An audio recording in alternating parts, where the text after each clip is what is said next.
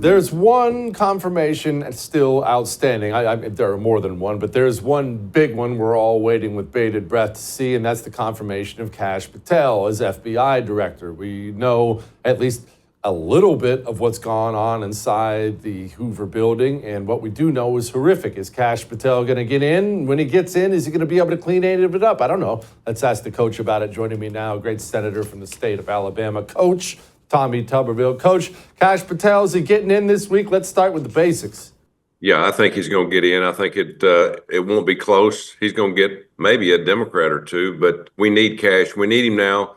It's probably the most screwed up agency we have in the government. They're all screwed up, but even this one even more. But we need to get him in. We need to get the people behind him, his deputy, and the people who are going to work with him too. There's a long list of things he'll have to do once he gets in. So it's not going to just happen overnight. He's going to be able to clean up the FBI.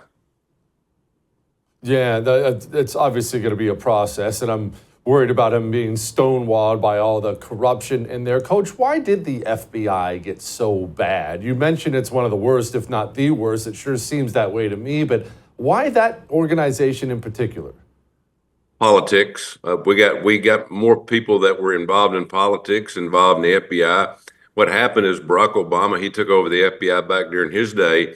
He took out the top 30, 40 people that were actually former FBI agents running the bureau and put in bureaucrats.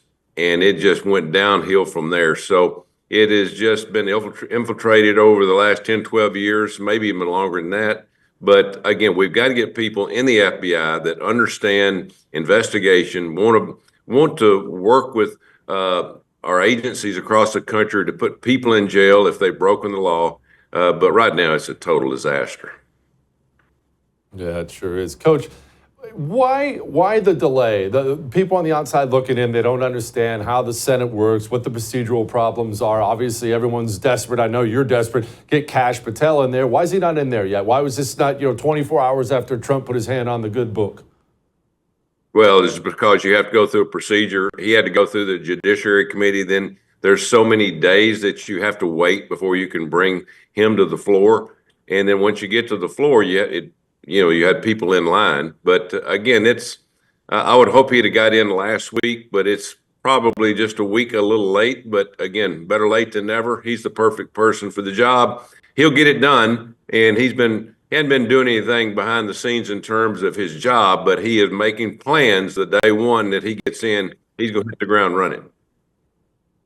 Yeah, I'd hate to be a corrupt agent. Okay, let's shift gears here because Doge is all in the news right now, exposing just some of the most horrific rot inside the federal government. Even cynics like me who just assume the feds are blowing all my money.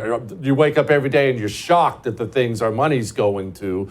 But the Pentagon cometh. That audit is going to be an ugly one, and I think the American people are going to be, they thought they were mad about USAID. I think the Pentagon audit is going to open some eyes to what's gone on in this country.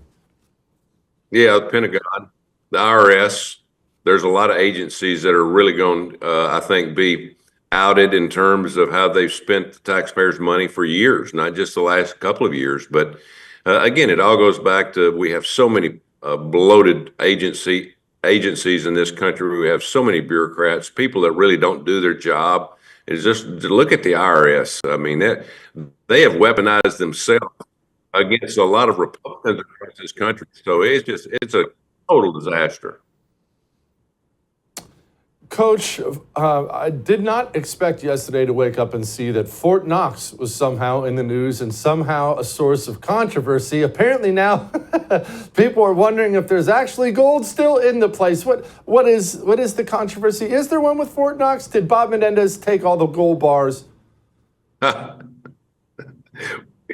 It's so secretive that everybody's just kind of hanging back and kind of wondering if there is really gold there. I would imagine it is. I've heard some people that actually saw the gold a few years ago. But again, I would love for somebody like Rand Paul to have the opportunity to put his eyes on it and squash this mystery. But again, you just never know about this country. Who would have ever thought that we were shipping out trillions of dollars to across this country to people that supposedly had paid into Social Security, but they're living in other countries that are 350 years old. It's a disaster. Yeah, it is a disaster. All right, let's shift gears to something that near and dear to your heart. I know we talked a little bit about the Pentagon, but the military itself, the rot, which really in large part began under Obama, surprise, surprise.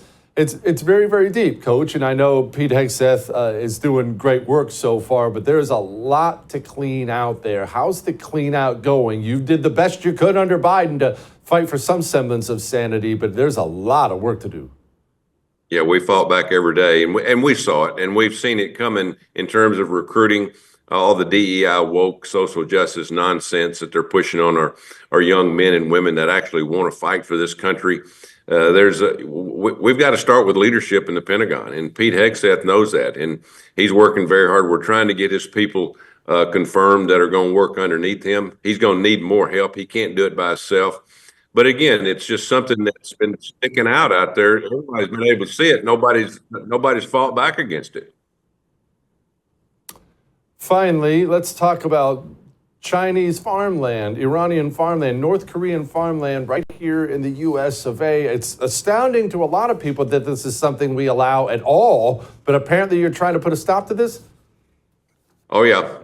Oh, it's called FLOB. It's a bill that we put out to just try to educate people and understand what's going on. My state of Alabama alone is number 3rd in the country of farmland. It's owned by foreign entities. Now, it's not just China. It's North Korea, Russia.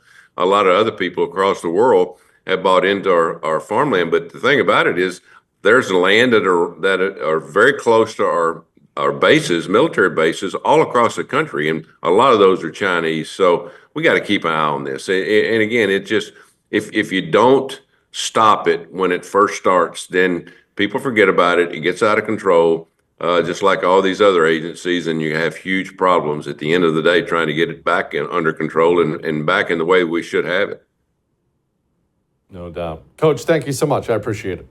I would thank you for coming to my YouTube channel, but I know how brilliant it is, and I know you love it here. So subscribe and watch. We're going to start really ramping things up and putting some funny stuff, some interesting stuff out there, some collaborations. Either way, my YouTube channel is officially the place to be. So stick around.